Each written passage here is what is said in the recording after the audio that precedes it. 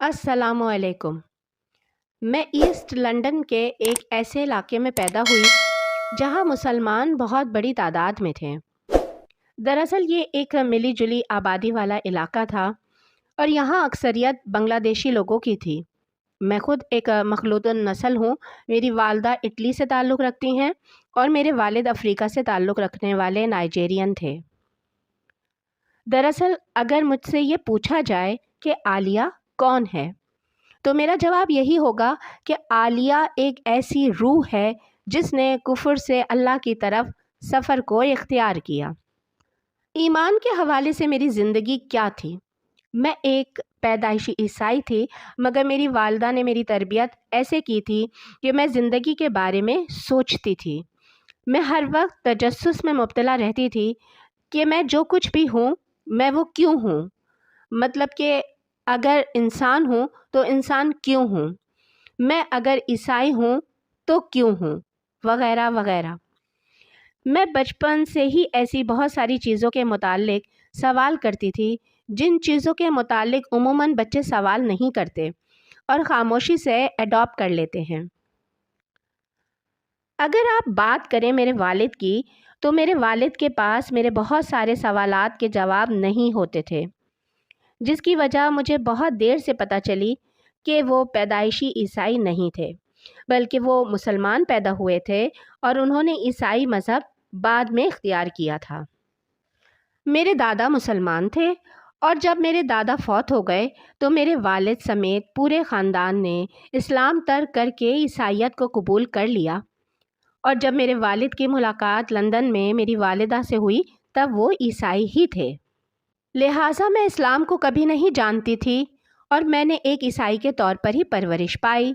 میں باقاعدگی سے والدہ کے ساتھ چرچ جاتی تھی، مگر میری عیسائیت سے کوئی جذباتی وابستگی نہیں تھی۔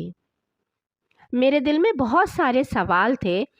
میں یہ سمجھنے سے قاصر تھی کہ یسوع مسیح ایک ہی وقت میں خدا کے بیٹے بھی تھے، وہ رب بھی تھے، اور اس سے بڑھ کر کے وہ ایک انسان ہی تھا۔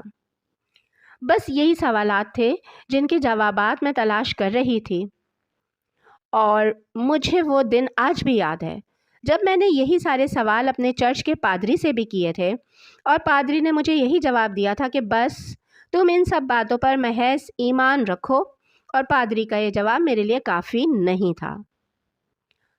تو پھر سوال یہ ہے کہ میں مسلمان کیسے ہوئی؟ اس سوال کے جواب کے لیے میں آپ کو اپنی زندگی کے آغاز کی طرف لے چلتی ہوں۔ جب میں 8 سال کی تھی، میں ایک ایسے گھر میں رہتی تھی جس کے فرسٹ فلور پر میرا کمرہ تھا، اور کمرے کی کھڑکی سے سامنے سڑک پار ایک مسجد تھی جہاں مسلمان دن میں 5 مرتبہ نماز پڑھتے تھے، اور مجھے نماز کا یہ نظارہ بہت دلکش لگتا تھا۔ جیسا کہ میں آپ کو پہلے ہی بتا چکی ہوں کہ میرا بچپن ایسے علاقے میں گزرا ہے جہاں بنگالی مسلمان بہت زیادہ تھے۔ تو میں جب مسجد میں ان کو دیکھتی تھی کہ وہ کیسے مسجد میں داخل ہوتے ہیں، سب ایک ساتھ آگے کی طرف جھکتے ہیں اور ایک ساتھ کیسے اپنی عبادت کی ادائیگی کرتے ہیں، جس کے بارے میں مجھے بعد میں پتہ چلا کہ یہ نماز ہے، تو مجھے سب بہت اچھا لگتا تھا۔ میں اکثر نماز کے اوقات میں بھاگ کر اپنے کمرے میں آ جاتی تھی تاکہ ان کو کھڑکی سے نماز پڑھتے ہوئے دیکھ سکوں۔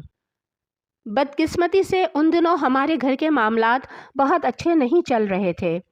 میرے والدین اکثر آپس میں لڑتے رہتے تھے۔ ہر وقت بحث، تکرار اور لڑائی سے میں پریشان رہتی تھی۔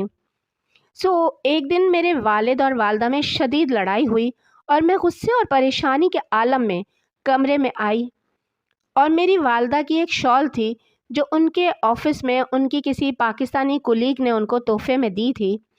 میں نے وہ شال زمین پر بچھائی اور سجدے کرنے شروع کر دیے۔ میں رو رہی تھی اور اللہ سے کہہ رہی تھی، اے اللہ، ان کو روک دے کہ یہ جھگڑا کرنا بند کر دیں، کیونکہ یہی ایک طریقہ تھا جو میں نے سڑک پار مسجد میں لوگوں کو اللہ کے سامنے کرتے ہوئے دیکھا تھا۔ میں تو محض 8 سال کی بچی تھی اور میں نہیں جانتی تھی کہ میں کیا کر رہی ہوں۔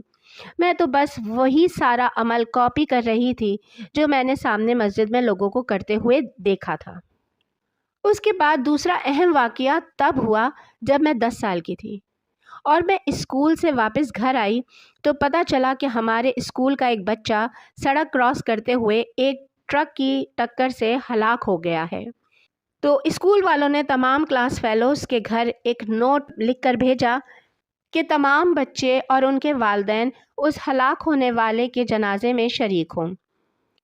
تب میں نے اپنی والدہ کی منت سماجت کی کہ مجھے جنازے میں شرکت کی اجازت دیں، اور میں اپنی ایک مسلم کلاس فیلو لیلا کے ساتھ ایسٹ لنڈن کی جامع مسجد میں گئی۔ وہاں سب عورتوں نے سر پر اسکارف اوڑھے ہوئے تھے۔ میں نے بھی لیلا سے اسکارف لے کر سر پر اوڑھ لیا۔ میں وہاں پر واحد غیر مسلم تھی۔ اس دن میں نے پہلی مرتبہ مسلمانوں کے ساتھ نماز پڑھی اور اس کے بعد جنازہ پڑھا، اور مجھے اس دن کی نسبت بہت زیادہ سکون ملا، جو سکون مجھے 8 سال کی عمر میں پہلی مرتبہ سجدہ کرنے کے بعد ملا تھا۔ مگر وقت گزرتا گیا اور میرے گھر پر والدین کے درمیان جھگڑے اور فسادات بڑھتے رہے، جس نے مجھے ذہنی طور پر خلفشار کا شکار کر دیا تھا۔ مگر الحمدللہ میرے اللہ نے میرے لیے کسی کو چنا، اور وہ سیکنڈری اسکول میں میری کلاس فیلو تھی۔ اگرچہ میری کلاس میں بہت سارے مسلم بچے تھے، مگر وہ سب سے الگ تھی۔ وہ اسلام پر سب سے زیادہ عمل کرنے والی تھی، جبکہ باقی مسلمان بچے اتنے باعمل نہیں تھے۔ اس کے گھر کے معاملات میرے گھر کی نسبت بہت زیادہ خراب تھے۔ اس کی والدہ کے ساتھ گھریلو تشدد بہت زیادہ تھا، مگر اس کے باوجود وہ بچی بہت پرسکون رہتی تھی۔ میں حیران ہوتی تھی کہ گھر پر ایسے ماحول کے باوجود تم اتنی پرسکون کیسے ہو؟ میں تو بہت پریشان رہتی ہوں اپنے گھریلو حالات کی وجہ سے، جبکہ تم پرسکون رہتی ہو۔ اس نے کہا، اس کی وجہ میرا اللہ پر ایمان اور میری نماز ہے۔ یہ میری نماز ہے جو مجھے سکون دیتی ہے۔ میں جانتی تھی کہ وہ مسلمان ہے، مگر میں اسلام کو پسماندہ مذہب سمجھتی تھی۔ بہرحال ہماری دوستی ہو گئی اور ہم ایک دوسرے کے بہت قریب رہنے لگے۔ میں کلاس میں جھگڑالو مشہور تھی، جبکہ اس کی شہرت ایک باعمل مسلمہ کی تھی اور سب کلاس فیلو اس کی عزت کرتے تھے۔ میں نے اسلام کے متعلق آرٹیکلز پڑھنا شروع کر دیے۔ میں مختلف علماء کے بیان کیسٹوں میں سنتی تھی اور قرآن پڑھتی تھی، مگر ان سب چیزوں کا مقصد اسلام نہیں تھا، بلکہ اس کی وجہ یہ تھی کہ میں اسے اسلام سے بچانا چاہتی تھی اور اسے حجاب سے آزاد کروانا چاہتی تھی۔ یعنی میرا مقصد ان سب چیزوں سے اسلام میں خامیاں تلاش کرنا تھا، کیونکہ میں سمجھتی تھی کہ حجاب اس کو معاشرے کی دوڑ میں دوسروں سے پیچھے چھوڑ دے گا اور اس کا کیریئر تباہ ہو جائے گا۔ یہاں ایک چیز بہت دلچسپ تھی، جہاں ایک طرف مجھے اس کے معاشرے کی دوڑ میں پیچھے رہ جانے کا خوف تھا، تو دوسری جانب میں دیکھتی تھی کہ اسی اسلام کی وجہ سے وہ بہت پرسکون زندگی گزار رہی تھی اور وہ کلاس میں سب کے لیے عزت کی مستحق تھی۔ تو بس ہم نے اسلام پر بحث شروع کر دی، اور ہم دونوں جب بھی مل کر بیٹھتے ہمارے درمیان اسلام پر بحث ہوتی۔ وقت گزرنے کے ساتھ ساتھ میں اسلام سے قائل ہونے لگی۔ یہ ایک سچ تھا اور میں سوچ کر گھبرا گئی تھی۔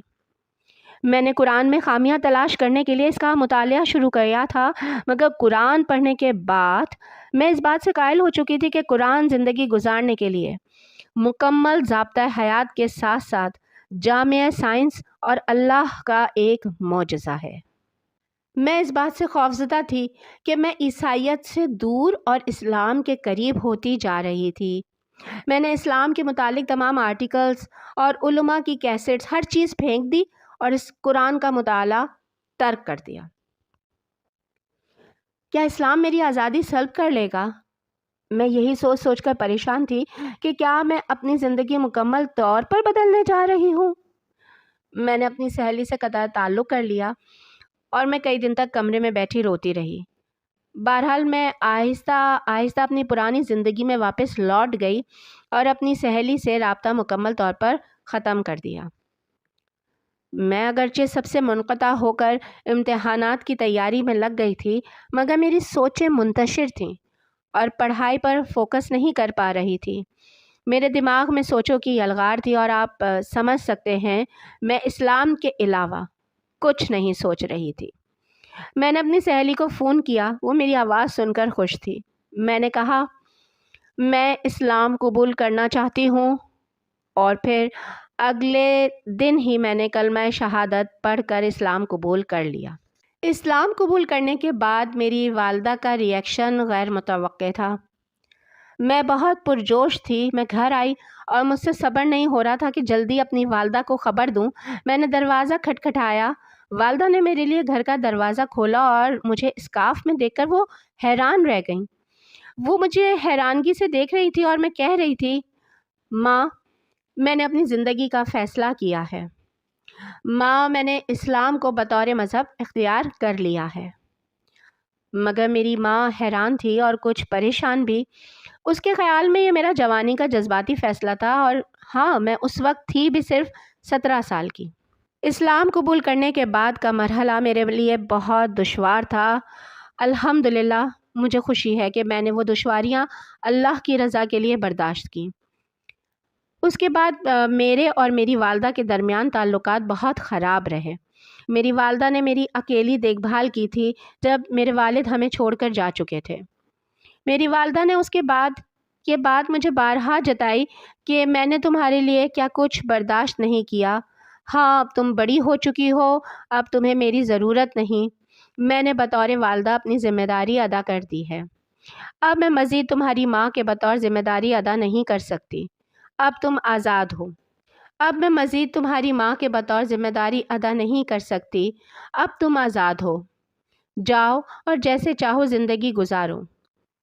میں صرف 17 سال کی تھی، اور آپ سمجھ سکتے ہیں اس وقت انسان کو سب سے زیادہ فیملی کی ضرورت ہوتی ہے۔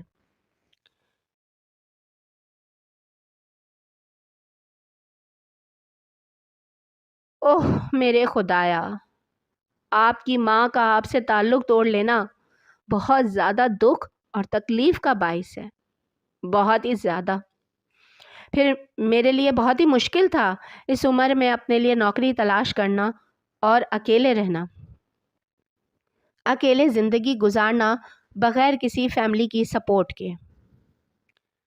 میں ایک اسلامک گروپ سے وابستہ تھی اور میں نے شدید پریشانی اور تناؤ کے عالم میں ایک اسلامک گروپ سے رابطہ توڑ کر دوسرے گروپ کو جوائن کر لیا، جو کہ عملی طور پر اسلام کے بجائے روحانیت کو زیادہ اجاگر کرتے تھے۔ میں بنیادی طور پر بہت زیادہ اپسیٹ تھی اور اس مرحلے سے گزر رہی تھی جس مرحلے میں ہر اسلام قبول کرنے والا نامسلم گزرتا ہے، جہاں آپ اپنی پرانی شناخت ختم کر کے ایک نئی شناخت بناتے ہیں۔ آخر ایک دن میں ہسپتال میں تھی۔ میں نے اپنی والدہ کو فون کیا اور ان سے کہا کہ مجھے آ کر لے جاؤ۔ میں نے اسلام چھوڑ دیا ہے۔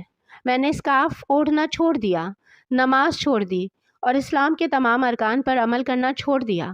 ہاں مگر میرے دل میں اسلام تھا اور میرا ایمان ابھی بھی اسلام پر تھا، مگر میں ایک باعمل مسلمان نہیں تھی۔